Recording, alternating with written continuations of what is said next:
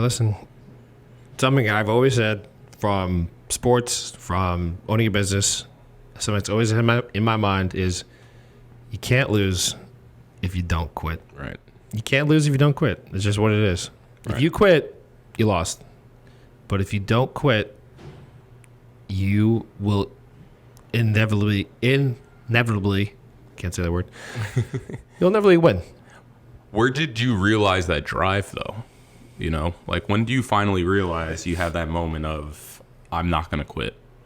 Because I'm sure there was moments in your life where you did quit something and then you circled back and was like, no, I'm sticking to this. I'd say probably the biggest inspiration for that is probably my mother. She had to raise 4 kids. Shout out Pam. Yeah. Angel. She had to raise 4 kids. She owned a private practice business. And she did that all amazingly, while also caring to us because we don't have a father anymore. So she had to be the mother, the father, owned a business for not just 1 kid, for 4 of like various ages. So like while one's in college, one's in middle school. So she had to cater to all of that. And in my mind, in her mind, I knew this was like, I'm just doing it. I have to get this done. Because whenever we asked her for something, it was like, yeah, he's right here. Here you go. Like, here you go. Here you go. You need help with anything? You need help with anything? Like, she would always cater to us. Like, she almost made it her life's mission for us to be, like, quote, I guess, like, successful or, like, feel like we have a normal life. So it's like, in her mind, it wasn't even like, I'm not going to do this today. It wasn't even like, it was like, it's not even a thought in her mind. So, and then my sister was about to start another business as well. My sister's a teacher and my other sister's a nurse. All of us, we're very hard workers because we've taken that from our mother. And our father, to say, he was also an incredibly hard worker as well. But we fully saw what it took to not feel like you have a normal life, but like to just strive and take on that situation.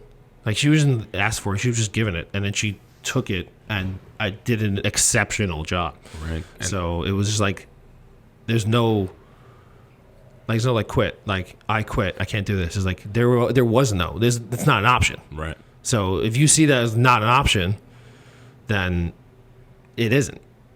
Yeah. Like shout out all the moms, especially the sports moms. You know, like you guys, especially early morning wake ups. Don't get me wrong. Shout out the dads, the sports dads and everything too. But you know, there's a different role for the sport mom. The sport moms, you guys show up every day. You guys are in the stands. You guys are being there for your kids and you're at all the athletes and being their biggest supporter, win, lose, whatever it may be. Every single thing, you know. And it was one of those things where I wish I had that opportunity with my mom. She was the most supportive parent. She wasn't able to. She was at one football game ever for my college. Not even college. She never came to a college football game, but she came to a one high school game, and it wasn't her fault. It was because she had to work to make sure food was put on the table. My dad, again, he was always traveling. My dad came to a couple of games in high school, but he was always traveling for work. And that has always been like another stinging feeling where it's like you have all your friends, like the game's over, we won, everybody's running to the parent, everybody's taking a photo with them. And then I'm like, okay, I'll see you guys in the locker room, you know? But it made me realize too more of like building myself the opportunity to have access to do stuff like that for my kids, where it's like I don't blame my parents for not being there because again, food had to get put on the table, somebody had to go to work, somebody had to go do the thing, and they just gave me the opportunity to play the sport, like to pay for my football equipment, to pay for everything. And then it was hard for a while. And my mom at the same time too, when I was in middle school, like doing all this stuff, she went back to college while she had 4 kids. So it was also another tough thing where I was like, I don't have anybody at my football games, but I know that my mom was busy. My dad was busy. My siblings were still young, so they couldn't really come. And I don't know if it was a different scenario, but that made me realize too how much more I appreciated my parents and the parent role of an athlete because they went through it all too. Like every MRI that I had, every injury, every like setback, my mom took off of work to take me to the hospital all the time, to take me to go to see the doctors, go to the city every week to go see doctors to get new MRIs, seeing if things were coming back. Another thing too, I was born with cancer, and it was a tumor on my coccyx, and the doctor told me you're never allowed to play a sport. Like, you're going to just get yourself hurt, and it's not worth it, and proved him wrong. So that was a nice feeling. But I understood the concern from my parents, because they were like, why are you going to go against doctor's orders? Why are you going to do something where you know you're already set up inevitably to get hurt? And I was just like, because I can. And obviously, as a very arrogant kid at the time, didn't want to listen to anybody. But I was glad I didn't listen to anybody, because it also put me into the role that I'm in today. It gave me all the lessons and hardships. Of course, I wish I didn't need to tear my ACL to learn a lesson, but it had to happen, you know, and I'm grateful it happened. Shout out Bob Parental for saying, do one more play when we didn't need to do that last play, because otherwise I would have tore my knee. But it is what it is, and I'm just Growth mindset. Exactly, as much as it could possibly be, because that shit fucking sucked. If I could give anybody some advice, don't ever tear your ACL. It is not fun. Let me write that one there. Yeah, right. Keep a note for that one.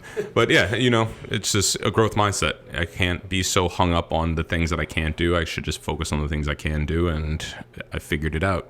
But again, I wouldn't have learned that without my parents. Yeah, 100%. I think that's a really good way to just cap the episode. You know, it's like, this is just an intro talking about what we do, where we came from, how this whole thing came about, how much it means to us, and there's going to be plenty more stories to come as we get more guests on. They're going to talk about their roles in sports, how they've impacted people. We have guests who've adopted kids that they trained because they saw a bigger future for them. We have coaches who saw the whole light, especially seeing kids who've passed away, like who are their athletes, teammates, things like that. Like, we're going to have a lot of different stories to come about, because again, it's bigger than sports. Yep. Everything is bigger than sports. Yeah. So, episode 1. Boom. Yep.